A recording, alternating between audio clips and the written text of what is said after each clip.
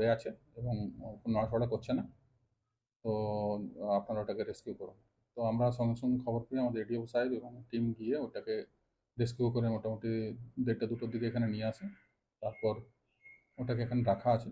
তো এটা সম্ভবত এটা লেপার্ড আর কি মনে হচ্ছে, যদিও এর আগে আমরা এই ধরনের কোনো ইনফরমেশন ছিল না আর কি যে আমাদের এখানে লেপার্ড আছে আর কি। হ্যাঁ, তো এটা আমরা দেখছি কোথা থেকে এসছে, সেটা নিয়ে আমরা ইনকোয়ারি করবো যে কোথা থেকে এটা এলো আর কি আমাদের এলাকায়।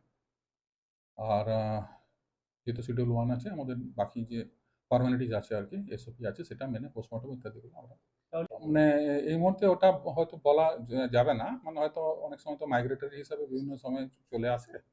তো হয়তো চলে আসতে পারে কোথা থেকে এবং কোথা থেকে এসছে সেটা আমাদেরকে দেখতে হবে। কারণ এটা বেশ কয়েক বছর ধরুন প্রায় এখানে কোনো খবর নেই যে এখানে বাঘ বা এই ধরনের লেপার্ড বা এই ধরনের কোনো প্রাণী। এটা অ্যাপারেন্টলি যেটা দেখে মনে হচ্ছে যেহেতু রাস্তাটা খুব সরু ছিল এবং রাত্রেবেলায় যেন স্পিড লিমিট হয়তো ঠিকমতো মেনটেন করেনি যে সমস্ত গাড়িগুলো গেছে আর কি, হাতে ধাক্কায় মারা গেছে। বয়স কিরকম হবে? ওটা পূর্ণবয়স্ক বলে মনে হচ্ছে আর কি। মেল না ফিমেল? মেল আছে, মেল আছে। আর ফিমেল কি থাকতে পারে? ফিমেল থাকতে পারে, সেটা আমরা খোঁজ নিয়ে দেখছি। এখনো পর্যন্ত ফিমেলের কোনো ট্রেস না, ট্রেস এখনো পাইনি। আপনার টিম কাজ করছে? খোঁজ নিয়ে দেখবো, আমার টিম কাজ করছে ফিল্ডে। হ্যাঁ, আর প্রাথমিক অনুমান পোস্টমর্টম হলে আমরা বুঝতে পারবো যে অ্যাকচুয়ালি মৃত্যুর কারণটা কি আছে।